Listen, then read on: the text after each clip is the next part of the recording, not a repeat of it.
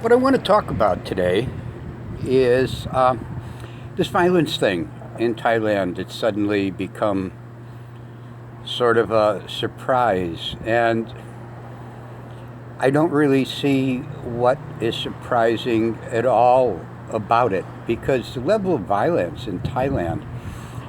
I mean, if you watch Facebook at all, especially if you're following any Thai people, you often see them post, videos of kids beating up on kids, especially like three or four girls ganging up on another girl, or three or four guys ganging up on another guy, and just kicking the shit out of them. And they're online constantly.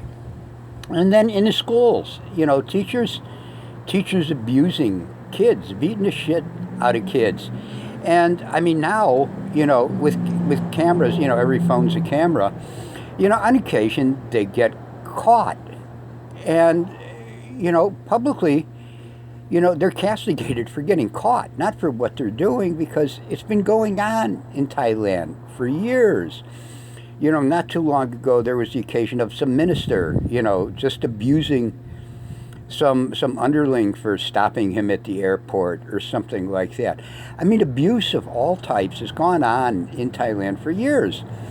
The grabber in Thailand is, it's not polite or proper to discuss anything that isn't positive. And now, in this day and age, when Thailand is getting caught out on a lot of things, like slavery, like human rights abuses, like all these things, they really don't like it because they're not in control. Thais,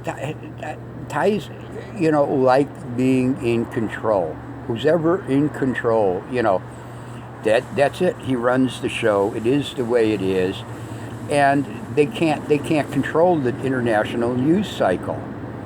And then they'll come up with, well, nobody can really understand Thai, the Thais. And, it's we're all human. It doesn't make any difference if you're American, Australian, Kazakhstan, any place like that. It is a human condition, and there is basic human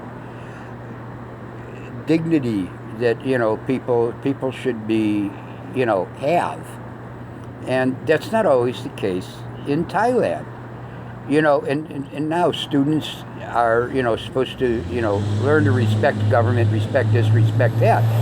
And all of these things are actually in Thailand more, important than in education, because the government really has no interest in educating the people.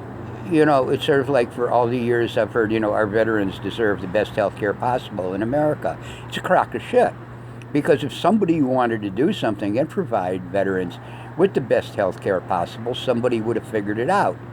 In the 20 years I was in Thailand, the education system, Thais are illiterate generally in their own language and all these things, and they've got to do something about the education.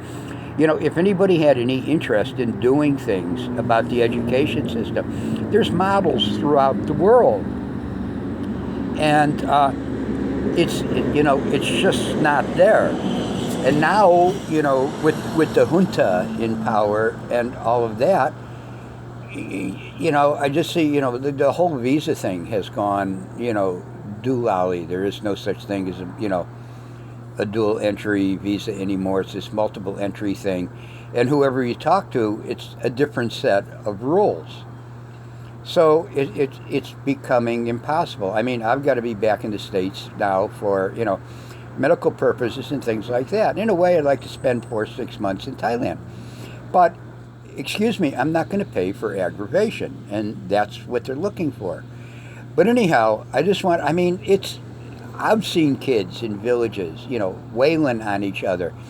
And this whole concept of, the land of smiles and everything's lovely is a crock. Thailand is the same as any place else. It's got its problems.